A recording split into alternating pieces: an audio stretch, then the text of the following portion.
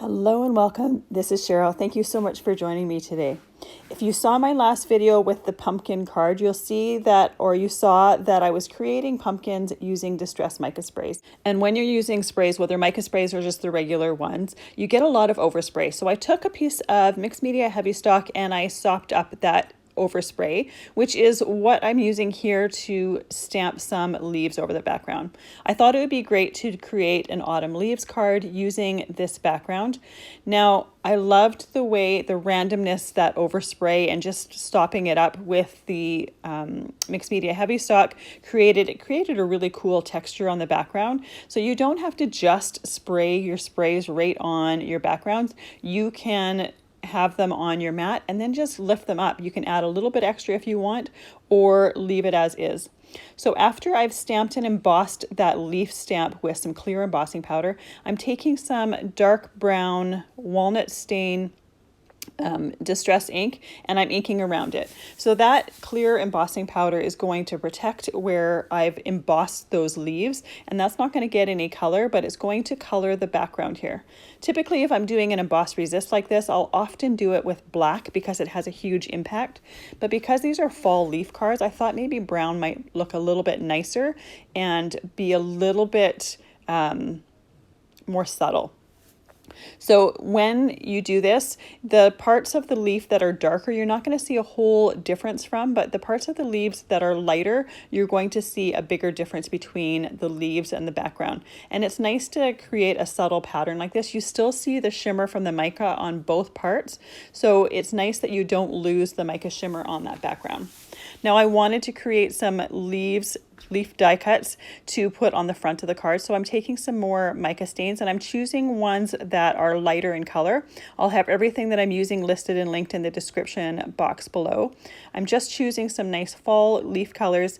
Another piece of mixed media heavy stock. I sprayed it with water on my mat first before putting the paper down and then sprayed over top. By having the water on both sides of this cardstock, it doesn't curl. It kind of suctions it onto my media mat so that it stays flat while it's drying. And that way you don't have any runs, or you don't have that paper curving and that ink all running to the edges of the paper. It does take a lot longer for it to dry this way because you're using extra water and because it's basically only drying from the top. You can use a heated tool to help speed that drying a little bit, but it is going to take longer to dry this way. But I love the fact that I can control where that ink goes and the fact that it doesn't run down to the sides of the paper. Now, because with this as well, I also had some overspray, I took another piece of mixed media heavy stock and just dipped it both on my paper as well as that ink on the side. And I'm going to use a heated tool to help dry that as well so that I can pick up a little bit more ink.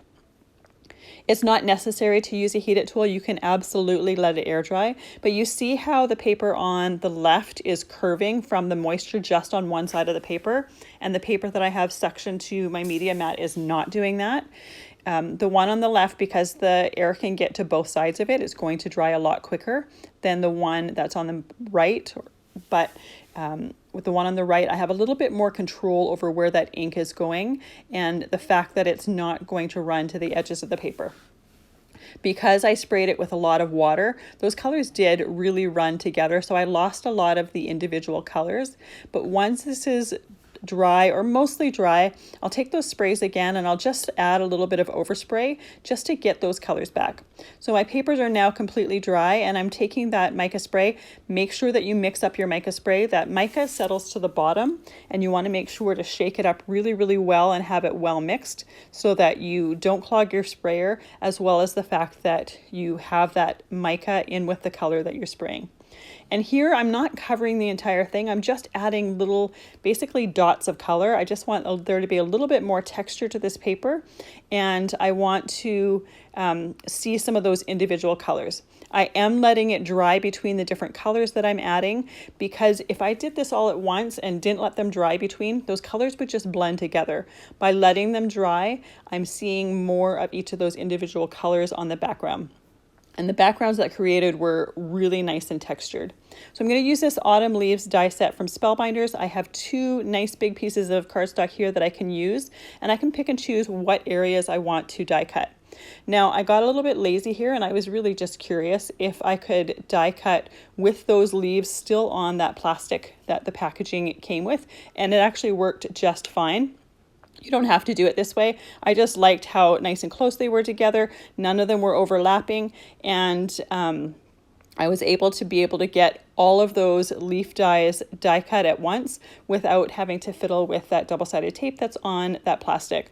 So if you've ever wondered if it's possible, it is. And it did make my sandwich a little bit tighter going through my machine, which helped the die cutting.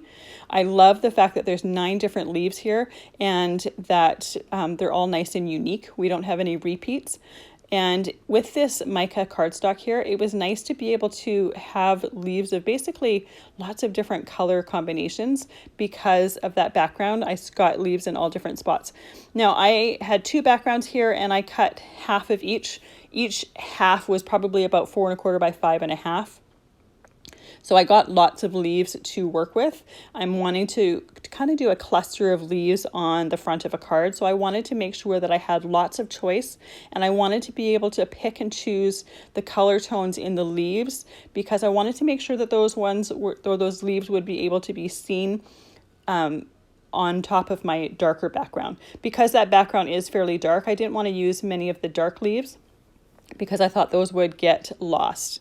Now, I don't have very many autumn sentiments, so I chose this Stampers Anonymous stamp. It says, "Live in the moment and make it so beautiful that it'll be worth remembering," that I thought would be suitable with the autumn leaves. I'm stamping it onto a scrap piece of cardstock, and I'm just going to set that aside to dry while I put my background on my card base.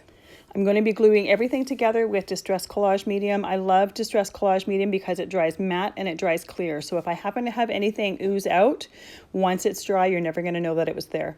I'm also putting an acrylic block on that backing before moving on to the next step so it can hold it down while I have my hands free to work on other things. I just tore the edge of that sentiment at the top. I thought that rough edge might look kind of nice and a little bit organic. And then after or while that's drying, I'm going to take those leaves and I'm going to arrange them around the left side and the bottom part of this. You could do it over the entire thing, but I wanted it just to be in the corner of the card. I'm only using that Distress Collage Medium on the stem and the spine of the leaves so that any parts that lift up, it's just going to give some natural dimension to the card.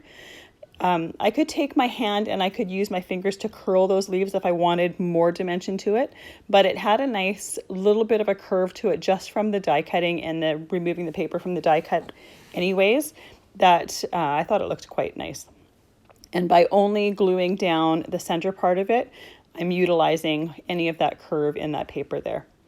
While I am gluing things down, another reason I like this Distress Collage Medium, especially for this, is if I change my mind and I want to move something, it's very easy to move it without having to completely tear things apart. It takes a little bit to dry, so it's perfect for uses like this. I can pick and choose, and if I happen to change my mind or want to tweak where a leaf is pointed, I can easily do that. I love creating arrangements like this, and it's nice to be able to change your mind and tuck something in or move the alignment of something while you're working. Once I have everything set in place, I'm going to leave that alone to dry completely before I move on if I was doing something else. At this point, this is the last part that I'm doing to the card, so I'm not adding anything extra to it. But before moving it, I want to make sure to leave everything to completely dry. Once it's dry, here is the card that I have. I absolutely love it. I love the shimmer that those distressed mica stains give. And it's really a fairly simple design. The wow part of it is those mica stains. Thank you so much for joining me. I really appreciate you being here. Have a fabulous day.